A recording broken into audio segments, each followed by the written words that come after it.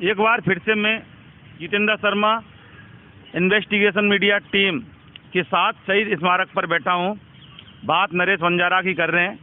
समय खराब किए बिना मुद्दे की बात करूंगा।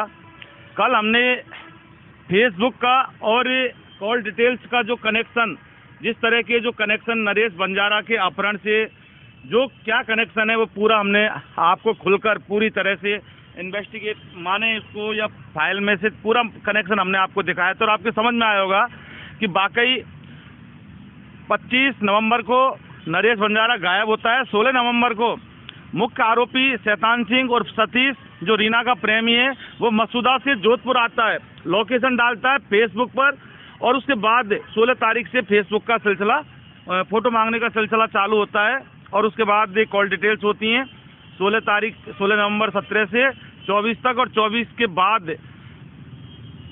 16 से 24 और 24 के बाद 28, यानी कि 24 के बाद जो शैतान का कनेक्शन अननोन जो अज्ञात नंबर धारक होता है उससे हो जाता है और 24 तक वो गणपत से बात करता है और उसके बाद वापस फिर गणपत के पास आता है। बात करेंगे आज नरेश बंजारा के केस में जो FIR हुई, गुमशुदगी से लेके और FIR तक का जो करीब 6 महीने का जो समय लगा, हम उसकी बात करेंगे कि नरेश बंजारा गुमशुदा हुआ था, यानी कि गायब हुआ था, यानी कि लापता हुआ था, या सीधा सीधा बोलें कि अपहरण उसका हुआ है। लेकिन गुमशुदगी रिपोर्ट नरेश बंजारा की इन्होंने दर्ज कराई थी, उनके पिता केतन ने कराई थी। कितनी तारीख को कराई थी? ये 26 तारीख को। और ये जोधपुर सिटी क्या लग रहा है? जोधपुर सिटी पश्चिम, जोधपुर सिटी पश्चिम में ये गुमशुदगी रिपोर्ट दर्ज कराई थी कि इनका बेटा रात तक घर नहीं पहुंचा। और उसके बाद मैं आपको बताऊं 9 दिसंबर 2017 को दिखाएं, थोड़ा सा एक बार मती से दल लेके आओ ना, गुमशुदगी दिखाओ एक बार। रोको हम आपको पूरे नरेश बंजारा के केस की एक एक बारीकी आपको दिखाएंगे इन्वेस्टिगेशन मीडिया चैनल पर। ये देखें 26 नवंबर 2017 को FIR गुमशुदगी, ये नरेश का फोटो है ना, ये है। और ये जोधपुर सिटी पश्चिम में ये 44 नंबर की ये रोज नाम से नंबर है। लेकिन उसके बाद पुलिस ने कोई ढूंढा नहीं, न तलाश की। उसके बाद आप ये देखें कि पुलिस कमिश्नर जोधपुर को उचित एवं युक्त कार्रवाई करने बाबत, यानी कि 9 दिसंबर 2017 को नरेश के पापा ने पुलिस कमिश्नर को दी थी। और मैं आपको बता दूं 9 दिसंबर 2017 वो तारीख है जब 3 दिन तक आरोपी शैतान को पुलिस ने हिरासत में लिया। सुबह बुलाती थी, शाम को छोड़ देती, सुबह बुलाती, शाम को छोड़ देती। यानी कि उसके बाद इधर थोड़ा सा और दिखाएं, आज 28वां दिन चल रहा है नरेश बंजारा के धरने को। और ये हो गए साहब आपके 9 दिसंबर 2017।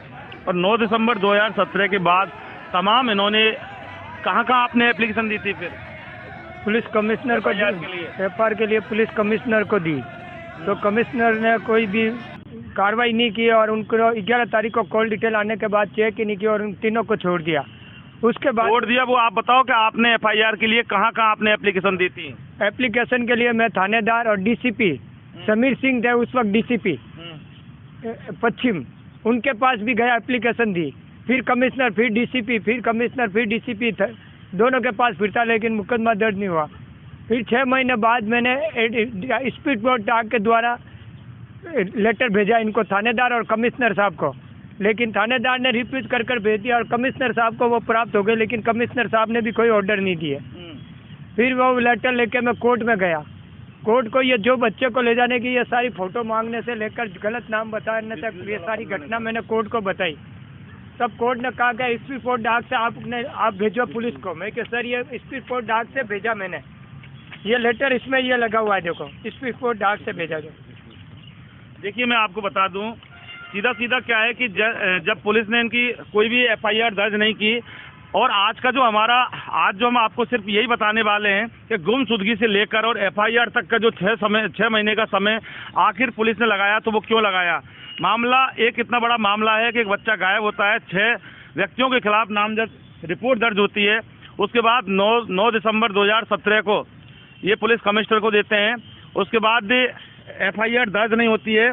उसके बाद ये डीसीपी पुलिस कमिश्नर को ये डाक से भेजते हैं। आप दिखाएं एक बार मतीश, थोड़ा सा कैमरा लेके आए इधर। मामला बहुत गंभीर है। ये थानाधिकारी महोदय, पुलिस थाना देवनगर जोधपुर, ये इन्होंने भेजी थी स्पीड पोस्ट से।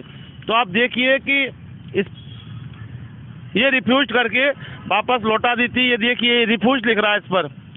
यानी कि बड़ा दुर्भाग्य है कि एक थाना अधिकारी देवनगर, जो सरकारी महकमा है, कोई प्राइवेट कोई घर नहीं है, कोई ऐसी जगह नहीं है जो दुकान होती है, घर होता है, खाली करके चले जाते हैं, बंद हो जाती है, दुकानें बंद हो जाती हैं। तो इस तरह से अगर रिफ्यूज करके डाक को भेज देते हैं, जो कि स्पीड पोस्ट है, भारत देश का सबसे अच्छा डिपार्टमेंट माना जाता है दूरसंचार का, और उसके बाद फिर जब थक हार कर ये लोग कोर्ट जाते हैं और इस्तिगासा से एफआईआर दर्ज करवाते हैं। और जब एफआईआर जब दर्ज होती है, दिखाएं एक बार मतीश, लेकर आए कैमरा। अब आप ये देखिए, यहाँ पे एफआईआर दर्ज होती है, 28 नंबर की एफआईआर है। 3 मई 2018 को एफआईआर दर्ज होती है और ये थाना है देवनगर।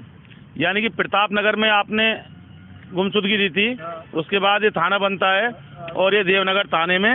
ये देखिए एफआईआर अंतर्गत धारा अंडर सेक्शन आईपीसी 364, 302, 120B, यानी कि 364, 302, 120B आईपीसी की ये धाराएं इसके अंदर लगी हैं। और उसके बाद इस मामले में क्या जांच की वो हम बाद में बात करेंगे। लेकिन सबसे बड़ा सवाल ये है कि 25 नवंबर को नरेश बंजारा गायब होता है, यानी अपहरण होता है। और उसके बाद 9 दिसंबर को ये पुलिस कमिश्नर को जब शिकायत देते हैं, 3 दिन के लिए आरोपियों को बुलाया जाता है, हिरासत में लिया जाता है पूछताछ के लिए, लेकिन अरेस्टिंग नहीं की जाती है। और उसके बाद तमाम पुलिस अधिकारियों को डाक से अपनी कंप्लेंट भेजते हैं और उसके बाद थानाधिकारी रिफ्यूज करके रंग लौटा देते हैं। क्योंकि एफआईआर मुख्यमंत्री के भी आदेश होते हैं, सरकार के भी होते हैं, एफआईआर दर्ज करनी चाहिए। और उसके बाद कोर्ट इस्तिगासा से एफआईआर दर्ज कराते हैं। तब इनकी एफआईआर 6 महीने बाद, यानी कि घटना से करीब 6 महीने बाद एफआईआर दर्ज होती है, जो कि बहुत गंभीर बड़ा मुद्दा है। और चूंकि 5.5 साल हो गए, नरेश का अभी तक पता लगा नहीं है। और वाकई ये देखने वाली बात है कि इसी से पता लग जाता है पुलिस की कार्यशैली और कार्यप्रणाली किस तरह की होती है कि जब 6 महीने में किसी मामले की जब एफआईआर नहीं होती है तो वो पुलिस जांच भी किस तरह से करेगी। ये बहुत बड़ा कहने वाली बात नहीं है, क्योंकि कहते हैं ना कि पूत के पाम पालने में दिख जाते हैं। और इसी तरह से जोधपुर पुलिस का जो ये जांच करने का जो तरीका है, 5.5 साल में आखिर जोधपुर पुलिस ने क्या काम किया, और ना इनको कोई आज तक इनको कुछ उस बारे में बताया, और ना ही, जबकि ये पूरी तरह से आप पुलिस अनुसंधान में पूरा सहयोग कर रहे हैं। पुलिस का मैं 5.5 साल से हर चीज़ पुलिस को दी, इन आरोपियों के बारे में पूरी मदद कर रहा हूँ पुलिस की। लेकिन पुलिस में लगातार इस केस को दबाने में लगी, और बच्ची यही कि टैक्सी चलाने वाला क्या करेगा, बस वो सिर्फ केस को दबा रही है। केस को, मेरे बच्चे का पता कभी नहीं लगाएगी पुलिस। जोधपुर के देवनगर थाना police, Pratap Nagar police, Jodhpur commissioner अगर हमारा ये वीडियो देख रहे हैं तो आपको बहुत हैरानी वाली बात होगी कि आपकी पुलिस किस तरह से करती है।